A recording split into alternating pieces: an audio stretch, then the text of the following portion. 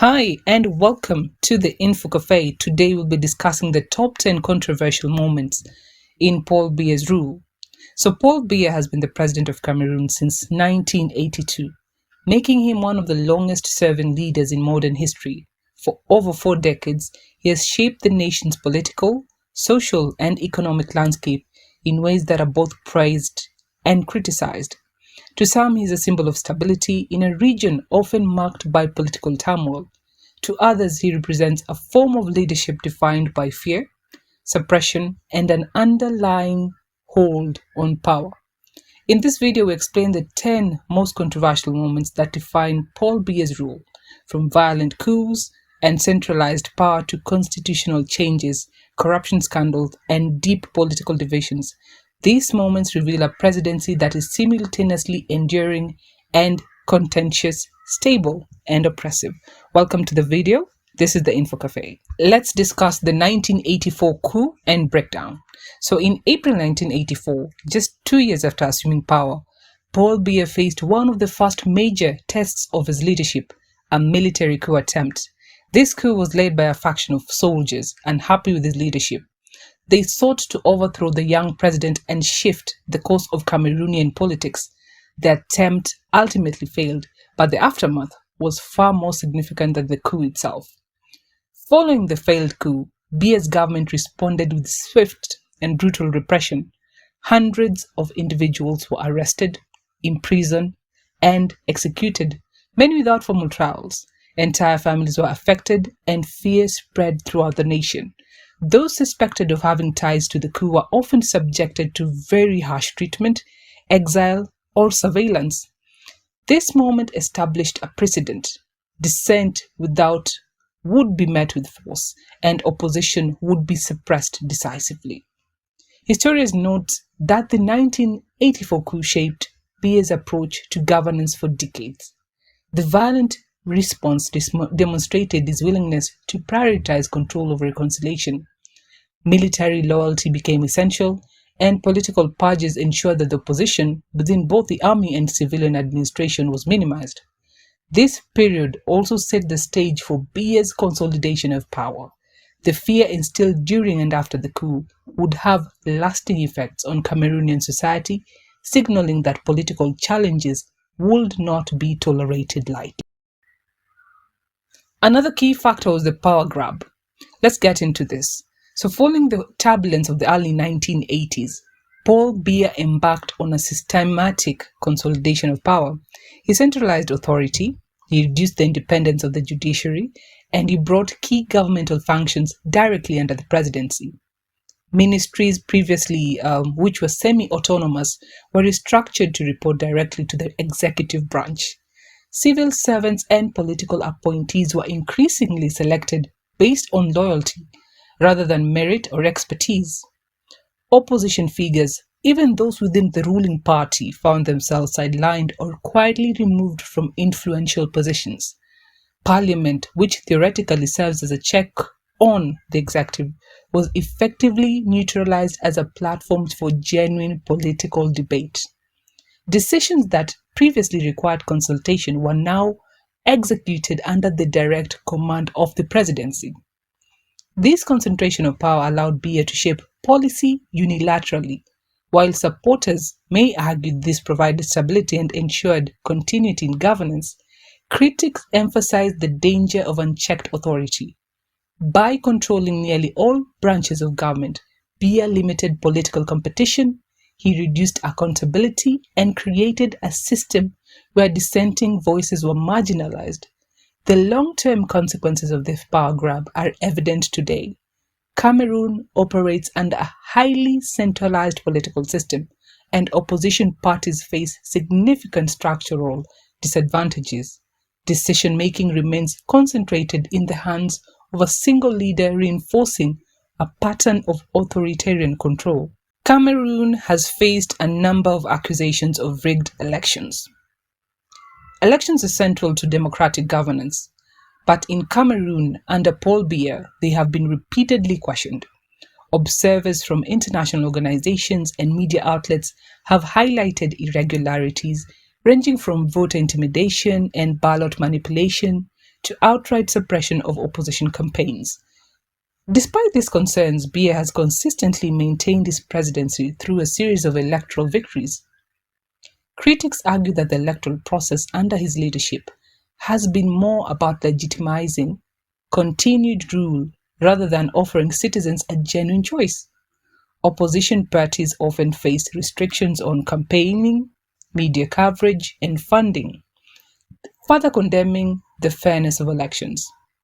The 1992 presidential elections marked one of the first instances where Biya faced significant opposition, yet allegations of voter rigging were widespread. Similar patterns repeated in 2004, 2011, 2018, and other elections. These events fueled public frustration and skepticism about the integrity of democratic institutions in Cameroon. The cumulative effect of these electoral practices is a political environment where the outcome is largely predictable and opposition is systematically weakened. While elections continue to occur, the process often reinforces the perception of a controlled, top-down political system. On to point number 4, silencing the press. So freedom of expression is a cornerstone of democracy. Yet under Biya, press freedom has been tightly controlled. Independent journalists, media houses, and online platforms face ongoing restrictions. Reporting that challenges government narratives or exposes corruption can result in harassment, arrest, or closure of media outlets. Notable cases include journalists who have been imprisoned for criticizing state policies or covering misconduct among officials. Laws regulating press activity have been placed to serve as tools for censorship, limiting coverage of political dissent or sensitive topics. Social media and online content are similarly monitored, and internet shutdowns have occasionally been imposed during periods of unrest. International watchdogs such as Reporters Without Borders have repeatedly ranked Cameroon poorly in press freedom policies. The suppression of independent media has limited public discourse, restricted access to information, and contributed to a climate of fear where citizens and journalists must carefully navigate what they say and publish. Number 5, the Anglophone conflict. One of the most significant crises under Biya's leadership is the ongoing conflict in Cameroon's Anglophone areas. The nation is divided linguistically and culturally between Francophone and Anglophone areas, a legacy of colonial rule. So since 2016, tensions in the English-speaking Northwest and Southwest regions have escalated into armed conflict, as separatists demanded independence from the central government. Government forces responded with military operations that, while aimed at countering insurgency, often led to civilian casualties, displacement, and human rights violations. Schools, hospitals, and villages were caught in the crossfire, leaving thousands of families uprooted. International organizations and human rights groups have also criticized the handling of the crisis, highlighting extrajudicial killings, mass arrest, and other abuses.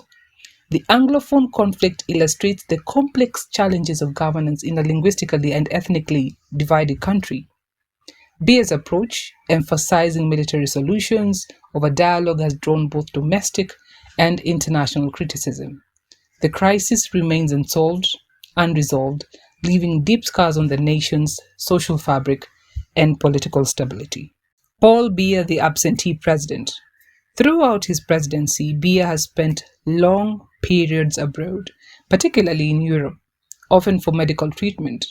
While some trips were necessary, critics argued that extended absences left the country without consistent leadership, especially during times of political and economic crisis. During these periods, governance slowed, decisions were delayed, and internal tension sometimes escalated unchecked. Reports suggested that absenteeism contributed to a sense of disconnect between the presidency and everyday citizens. The symbolic message was clear. Even in the face of crisis, ultimate power and decision-making remained concentrated in the hands of Biya. Yet the mechanisms of leadership were often physically absent. The perception of an absentee leader reinforced criticisms that Cameroon's government prioritizes personal power and comfort over responsive governance. It also heightened concerns about corruption and mismanagement as oversight weakened during this absence. 7. Crushing protests. Public protests against government policies have frequently been met with force. In 2008, demonstrations against rising fuel prices and cost of living escalated, resulting in clashes with security forces. Similarly, protests in 2019 over broader political and social grievances were met with violent suppression. The use of force against protesters has included arrests, injuries, and in some cases, fatalities. These events have reinforced a culture of fear, discouraging public engagement and limiting avenues for peaceful dissent. Citizens often weigh the risks of speaking about against the potential consequences, leading to self-censorship and reduced civic participation.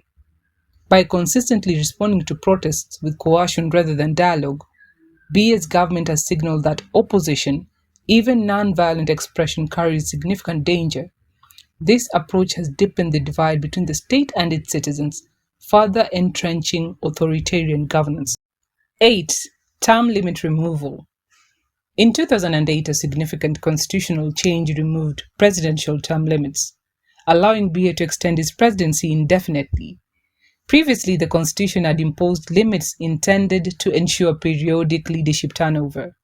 Their removal was a direct legal maneuver to entrench power, prompting both domestic protests and international criticism. This move was widely seen as a way to circumvent the democratic process, giving BIYA the ability to rule without the constraints of electoral competition. Public demonstrations and statements from opposition figures highlighted the dissatisfaction and the disillusionment with the political system. The term limit removal not only secured BIYA's continued leadership, but also set a precedent for weakening institutional checks on presidential authority, reinforcing the centralization of power. 9. Corruption and cronyism. Corruption has been a persistent challenge throughout BIYA's tenure. Transparency International consistently ranks Cameroon among the most corrupt nations globally, highlighting issues such as embezzlement, nepotism, and mismanagement of public resources. Public contracts and government positions are frequently awarded based on loyalty rather than competence, creating a system of cronyism. Economic opportunities are unevenly distributed, and citizens often face bureaucratic obstacles, fees, and favorism. These practices have hindered economic growth, limited investment, and fueled public frustration. The widespread perception of corruption has also undermined trust in institutions. Citizens question the fairness of government policies, the efficacy of public services, and the commitment of leaders to national development. Number 10. Legacy of fear. So after more than 4 decades in power, Paulbiya's rule has left a complex legacy. On one hand, Cameroon has maintained political stability relative to some of their neighbors, and continuity in leadership has provided a semblance of order. On the other hand, decades of authoritarian control, repression, and corruption have contributed to political divisions, economic stagnation, and social tension. The fear instilled through crackdowns, censorship, and selective enforcement of the law has shaped how citizens interact with the government and with one another. Political participation is cautious, and opposition is often muted.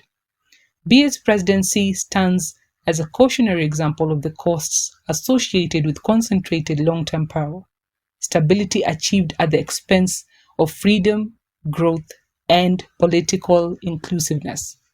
As Cameroon continues to navigate these challenges, the consequences of his leadership will remain a topic of debate for years to come. In conclusion, Paulbiya's time in office is one of the longest in modern history, and with that longevity comes both influence and controversy, from violent coups and constitutional changes to suppressed protests and systemic corruption. His leadership has been a defining factor in Cameroon's modern history. Understanding BIYA'S presidency requires examining both the moments of stability and the actions that fostered fear, division, and disillusionment. While supporters may view him as a stabilizing force, critics see the enduring effects of authoritarian control. Ultimately, Paul Biya's rule offers a lens through which to study the complexities of power, governance, and the challenges of building a democratic society in a divided and evolving nation. The story of Cameroon under his leadership is far from simple. It is a story of endurance, controversy, and the lasting impact of unchecked authority. The question that remains is whether stability can truly justify the cost of suppressed freedoms, unaddressed corruption, and a legacy of fear. Cameroon continues to seek that balance, even as one of its longest serving leaders remains in power. Kindly leave us a comment below in the comment section. This has been the Info Cafe. See you on the next one, and bye bye.